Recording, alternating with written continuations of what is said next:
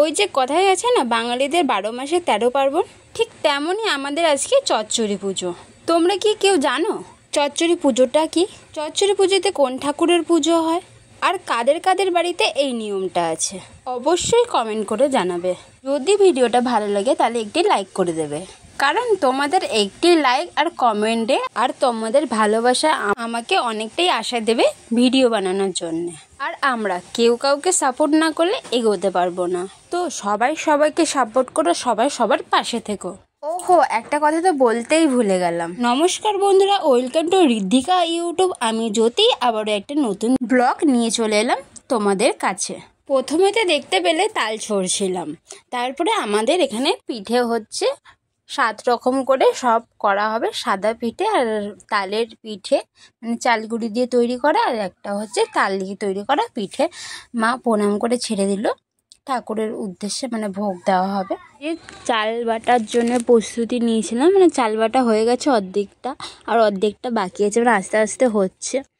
বেলা বেরিয়ে যাচ্ছে, আর এই দেখো আমার মেয়ে ওই দিকে হামলা করে দিচ্ছে, মানে যেখানে যেই জিনিসপত্র সেখান থেকে টানাটানি স্টার্ট করে দিয়েছে। ও আর হ্যাঁ, এই দিনকে আমাদের বাড়িতে ভাত হয় না, বা বলে তরকারিও খেতে নেই, কিন্তু হচ্ছে তাও আমি তরকারি করেছিলাম, কিন্তু কী দিয়ে খাবো তাই জন্যে। আর এইদিকে মা দেখিয়ে দিচ্ছে কীরকমভাবে ভাজবো ভাজা পিঠেগুলো, তাই দেখিয়ে দিল। আমি আস্তে আস্তে করে এক এক করে ভেজে নেব।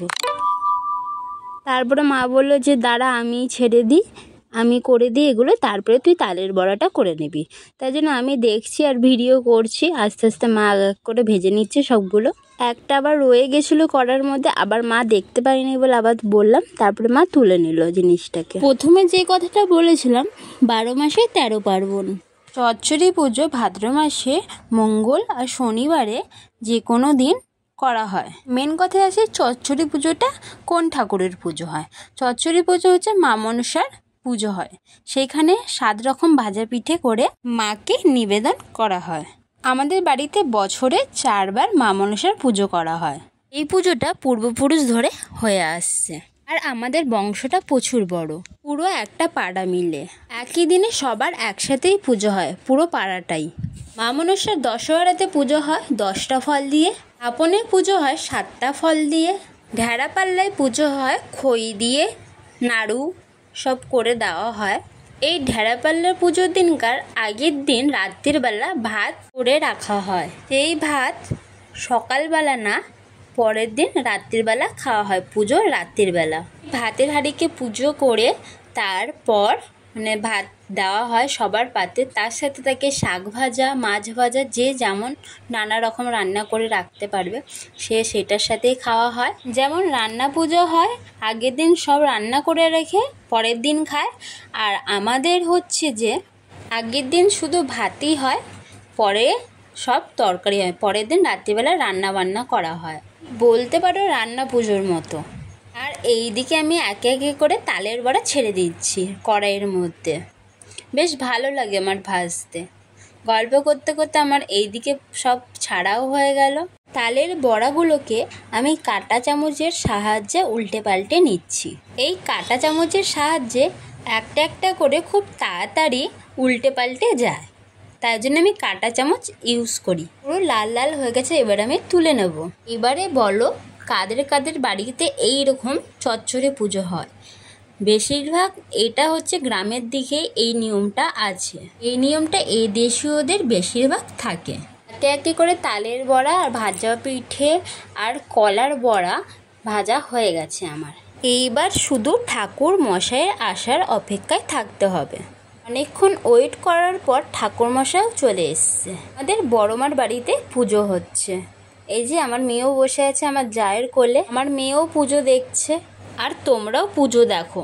জয় মা মনসা, সবার মনস্কামনা পূরণ করো, সবাইকে ভালো রেখো, আর তুমিও ভালো থেকো।